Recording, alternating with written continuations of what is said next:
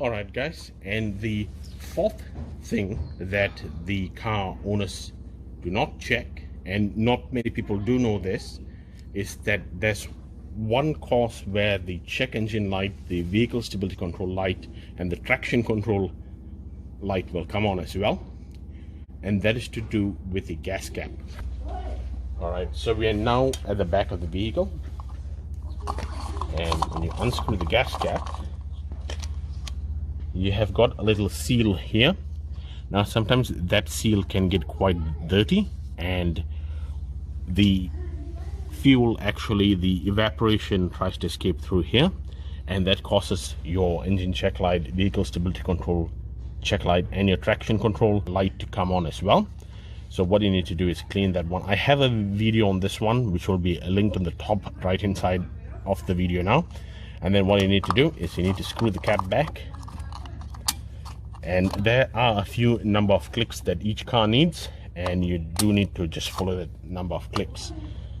Now if at all you do not know about this and you take it to a mechanic, they may charge you maybe $300 for replacing a fuel pump or doing any other work, whereas this one costs you $0. You can see how much you've saved so far. And this issue is common in Toyota and Lexus. It can also apply to other vehicles as well.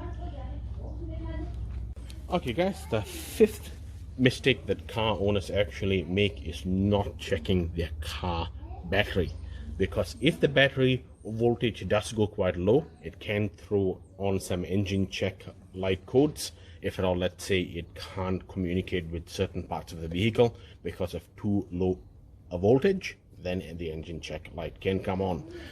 So what you need to do is, this is a multimeter. This is your positive and that's your negative, and you can see it's 12.33 volts, which is very good for a car battery. Now if at all it drops down to below 10, you may consider changing your car battery as well. Now batteries are not that simple. Let me see if, okay, right, so if you come over this side, or see this one here, so this is 500 cca. Okay, we can go back to the normal way now. So what cca is cold cranking amps. So what that means is how much power it can deliver when it is 0 Celsius or below for the first 30 seconds. So let's say if your vehicle requires at least 400 cca to start up your vehicle, and during winter when it goes 0 or below, your vehicle will not start. Your battery may be good, but if you lose your cold cranking amps, then your vehicle is not going to start. So you may think it's a huge issue, but it could have just been your battery.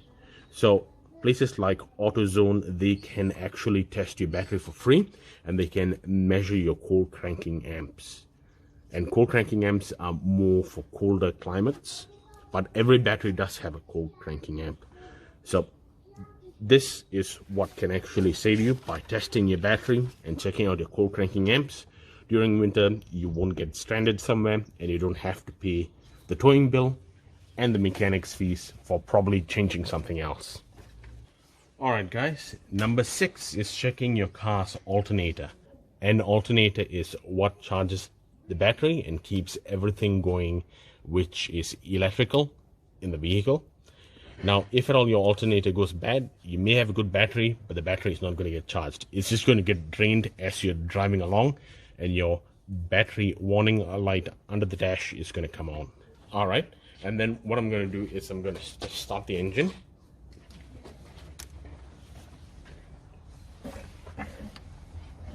So what you want to do is you want to have somebody help you, and you just want them to touch this point here and the negative point as well here, which I've already just nudged it in. So it's showing 12.33 volts. So when I start up the vehicle, if the alternator is charging the battery, you'd see it drop down and then come back up, and it should come up to about 14, about 13.8, 14, and let's see if that does that.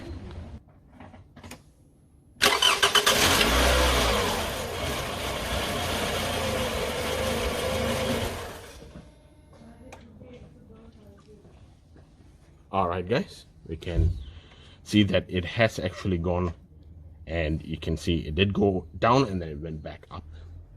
All right, guys, so that is how you can test your alternator. All right, guys, so the seventh thing that people actually do not check is all the fluids in the vehicle. So the first thing you want to do is you want to check the engine oil. So you just take a little bit of paper there, take it out, wipe it down. You want to start the engine for a while prior to this, just so that all the liquid's actually warm. Put it back in there, and this will actually show you the level of engine oil, which is good. Well, the engine oil is a bit dirty, so it needs to be changed.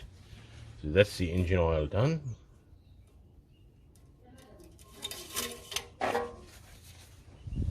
All right, so this is your power steering. So if at all the fluid is bad, you may get some steering shudder as well. So all you want to do is you want to unscrew this one, and you want to just do, so it kind of looks a bit like honey. This kind of texture and color is exactly what you want, so that's good. You got good power steering fluid, and make sure that it's properly tightened back in. You don't want any fluid coming out as you're driving. This is your coolant. As you can see, the coolant level is around about here, which is full. That's good. And if your coolant is actually quite rusty, then you need to flush out the system. Then you can actually get a mechanic to do that.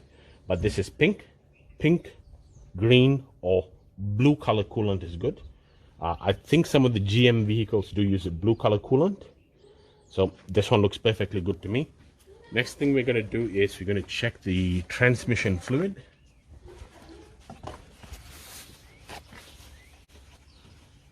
All right, so we're going to just pull this back, this little spring back first, and then we're going to lift it up.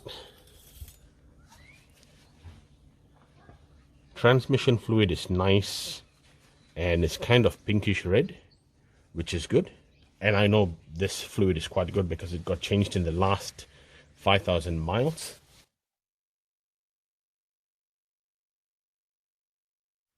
And the level is also quite good, so you want to put that back in there. Make sure the spring-loaded part is back in there as well.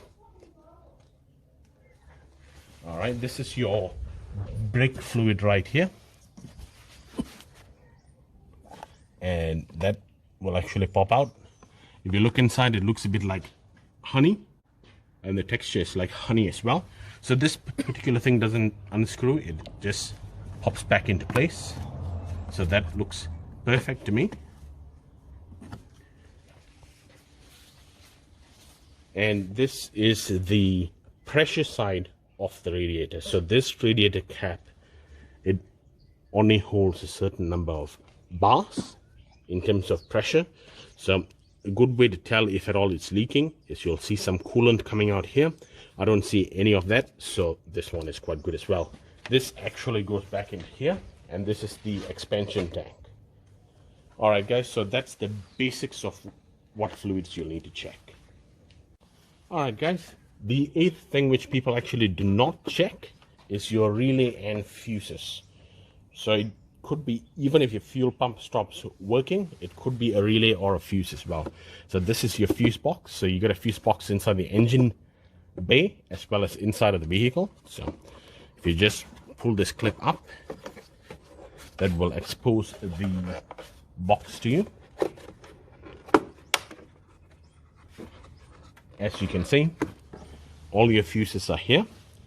And how you can actually tell if a fuse is bad is you can take a needle nose plier and you can pull the fuse out, and you should have a diagram in your owner's manual as to which fuse is corresponding to which one right here. And that's your relay right there. So this green color thing is a relay. So a relay basically actually handles the power on the circuit, and when it actually works, you'll be able to put your hand on it and you can actually feel it click. If it's clicking, the relay is actually working then. So these are some of the common easy fixes, but people actually rely on mechanics to do it. All right, so that is, yep, that's clipped real good. So that is the eighth thing which people overlook. A simple fuse could just cost you $2 to replace. But if you're taking it to mechanic, and let's say it happened to be a dodgy mechanic, he could have charged you $50 and said he replaced a part when he actually replaced a fuse. So I hope this helps you guys out. Alright guys, and the ninth thing which people don't check is the tires. Not only the tires, I'm going to show you exactly what in this vicinity people don't check in a while, but stay tuned. So now this is about 6mm thread. So what I've heard from the US, that if you put a penny inside and you can see the top of Abe Lincoln's head, then you actually need to replace your tires. You can also get a thread depth gauge, and you just need to put it into the thread here, press it against, and then it'll give you a good reading of how many millimeters you have left on your tire. Now on tires there's something called a DOT code, which is the date of manufacture. So let me see if I can find it here for you. So right down here, if you see, there are a few numbers right here. So the first two numbers correspond to the week, and the other two numbers correspond to the year that the tire is actually manufactured. All right, so it is advisable that if the tire is more than 5 to 6 years old, you have to change it, even if you've got good thread on your tires. All right, the other things which people actually don't check is, I'm going to straighten the wheels first. The other things which people don't check are their rotors. Now you can see here, if you put your thumb on here and you rub it and it feels smooth, the rotors are still good. Like I can feel only very minor grooves, so I think these rotors still have about 70% left on them. If you feel ridges here, or you can see that something is scraped against here, then you most likely need to change your rotors. A good way to check that the rotors are bad is you'll have some squealing from your brake pad as well, which is this one. So you need to check the rotors and the brake pad as well. You can't visually check it, so the best way of telltale signs is the rotors. Alright guys, so the 10th thing which people do not check is actually the Arent air filter within the car itself. So this filter is just like your conventional Arent air filter at home. If it gets clogged, then not much air is going to come out of it. So the same thing in a car, if this filter is actually clogged, then you won't feel much air coming out. It could even feel like the blower fan has stopped working, but that's not the case. So in this particular vehicle, it's just behind the glove compartment here.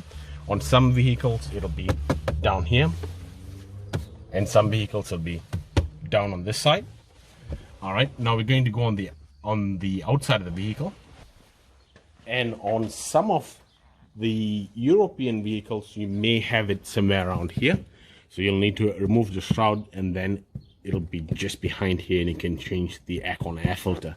So I'm not doing it for this particular video because it's buried across so many cars as to where the engine air filter is, but I'm just showing you in the vicinity of the area that the Arent air filter is in. So for European cars like Jaguars and all that, it could be around here. Japanese cars, it's either behind the glove compartment or near the driver's footwell or the passenger's footwell as well. So those are the top 10 things I believe that car owners do overlook when it comes to maintaining their vehicles. So I hope this video has been useful and informative, and this can be a survival guide just before you go to your mechanic. And with this whole process here which I've showed you today, you can actually save yourself $1,000 from going to a dodgy mechanic. You could probably do all this preventive maintenance for yourself for under 200 bucks. Alright guys, so please consider subscribing. I hope this has been useful and informative.